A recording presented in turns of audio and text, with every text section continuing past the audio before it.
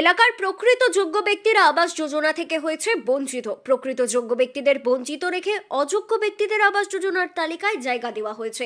আবাস যোজনার তালিকায় জায়গা পেয়েছে এলাকার বেশিরভাগ তৃণমূলের নেতারা। এবার আবাস যোজনায় দুর্নীতির এমনই অভিযোগ তুলে পুরুলিয়া জেলার রঘুনাথপুর 1 নম্বর ব্লকের তৃণমূল পরিচালিত শাখা গ্রাম পঞ্চায়েত কার্যালয়ের সামনে বাইরে বিক্ষোভ দেখালো বিজেপির নেতা ও কর্মীরা। আবাস যোজনার তালিকা থেকে বঞ্চিত এলাকার উপভোক্তারা এদিন ঝাড়ু হাতে নিয়ে তৃণমূল পরিচালিত শাখা গ্রাম পঞ্চায়েতের প্রধান সুপর্ণা ব্যানার্জির বিরুদ্ধে ক্ষোভ উগরে দেন।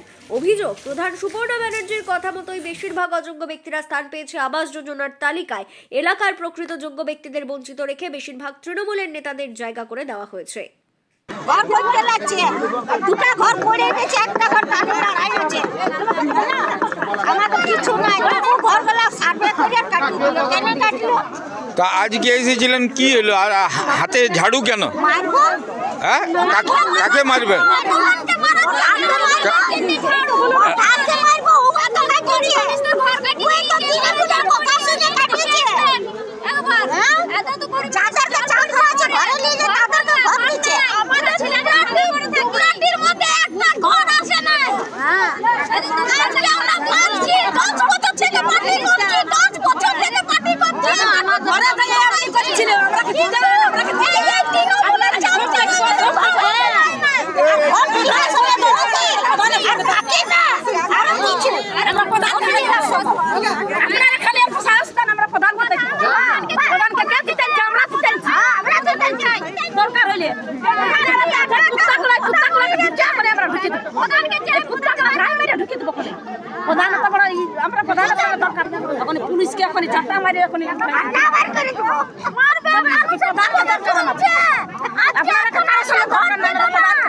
কি নাম আপনার?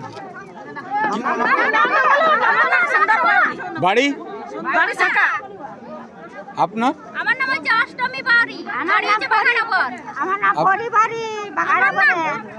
আমি দুবরাটি পুতের। আমার নাম তারামণি। আমার নাম পরিবারি। ওই ছেলেদের ঘর বসকে গেছে। কি নাম আপনার? পরিবারি। বাড়ি?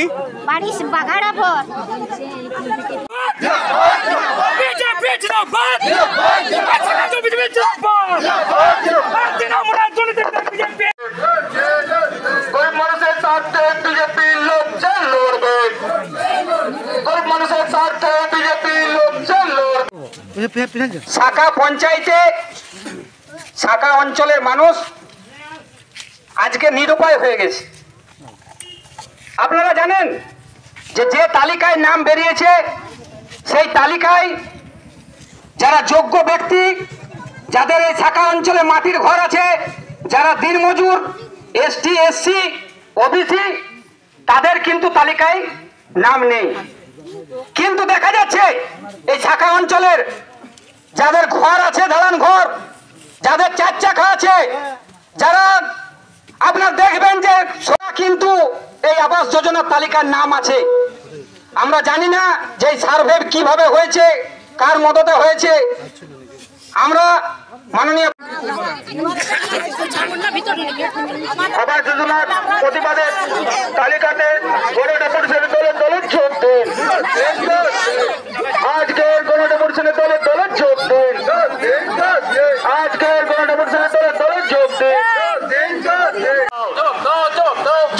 নাম কাটা হলো কেন? প্রধান তুমি জবাব দাও। আমার তালিকায় স্বজন পোষণ করা হচ্ছে কেন? প্রধান তুমি জবাব দাও। জবাব তোমায় দিতেই হবে। আমরা ভারতীয় জনতা পার্টির পক্ষ থেকে এসেছিলাম পঞ্চায়েতে ডেপুটেশন দিতে। গরিব মানুষদের বিভিন্ন দাবি দাবা নিয়ে আজকে আমরা এসেছিলাম এখানে। বিশেষ করে প্রধানমন্ত্রী আবাস যোজনার ঘর।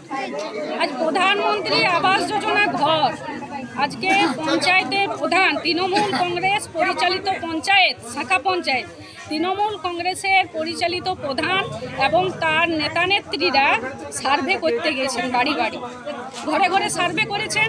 আর তার সঙ্গে ছিল আমাদের বিডিও সাহেব, ওনারা সার্ভে করেছেন। কি সার্ভে করেছেন?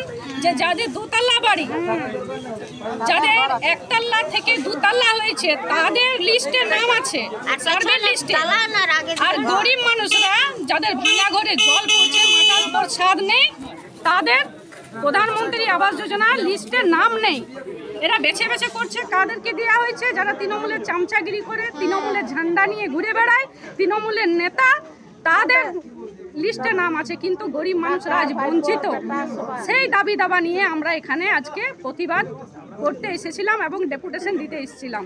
আগামী দিন যদি সুরাহ না হয়, আমরা এর থেকে বৃহত্তর আন্দোলনে নামবো। আজ মোদিজি বলেছেন না খাউঙ্গা না কিছুকে খানে দুঙ্গা, সেই আমাদের একটাই কথা, শেষ কথা, আমরা দরকার হলে পঞ্চায়েতের বাইরে আমরা এখানে পড়ে থাকবো। গরিব মানুষদের যদি দাবি দাবা পূরণ না হয়, প্রধানমন্ত্রী আবাস যোজনা ঘর যদি না পায়। আপনার পরিচয়? আমার নাম মামুনি বাউরি, আমি বাঁকুড়া সাংগঠনিক জেলার এসসি মোর্চার ডিস্ট্রিক্ট প্রেসিডেন্ট। নমস্কার। ধন্যবাদ।